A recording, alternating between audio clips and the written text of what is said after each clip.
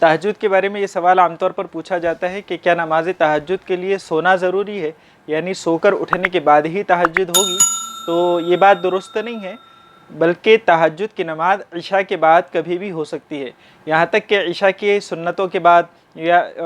وطر کے بعد کسی بھی وقت تہجد پڑھی جا سکتی ہے۔ بلکہ حضرت نبی کریم صلی اللہ علیہ وسلم سے رمضان المبارک میں جس طرح سے پوری رات قیام کرنے کی روایتیں ثابت ہوئی ہیں اور بخاری و مسلم وغیرہ میں آئی ہیں کہ اللہ کے نبی صلی اللہ علیہ وسلم خود بھی پوری رات قیام فرماتے تھے اور اپنی بیویوں کو بھی اس کے لیے جگاتے تھے، تو اس سے تو یہ معلوم ہوتا ہے کہ جب حضور صلی اللہ علیہ وسلم پوری رات قیام فرماتے تھے تو یعنی سوتے ہی نہیں تھے، تو اس وقت پھر تہجد کس طرح ہوتی تھی؟ تو معلوم ہوا کہ تہجد کی نماز کے لیے سونا ضروری نہیں ہے، البتہ یہ بہتر ہے کہ عشاء کے بعد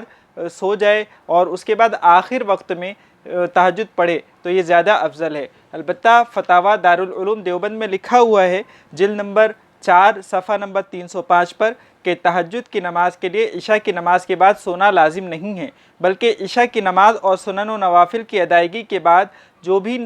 بھی نفل تہجد کی نیت سے پڑھی جائے گی وہ تہجد کہلائے گی، خواہ آدھی رات کے بعد پڑھی جائے یا نصف آدھی رات سے پہلے۔ عشاء کی نماز کے بعد تہجد کا وقت شروع ہو جاتا ہے، البتہ افضل یہ ہے کہ نصف شب کے بعد تہجد کی نماز پڑھی جائے، لیکن اگر سونے کے بعد تہجد کے لیے اٹھنا مشکل ہوتا ہے، اس لیے کوئی عشاء کی نماز کے بعد وطر سے پہلے حسب سہولت 2 4 یا 8 رکعت پڑھ لیا کرے تو تہجد کا ثواب مل جائے گا انشاءاللہ۔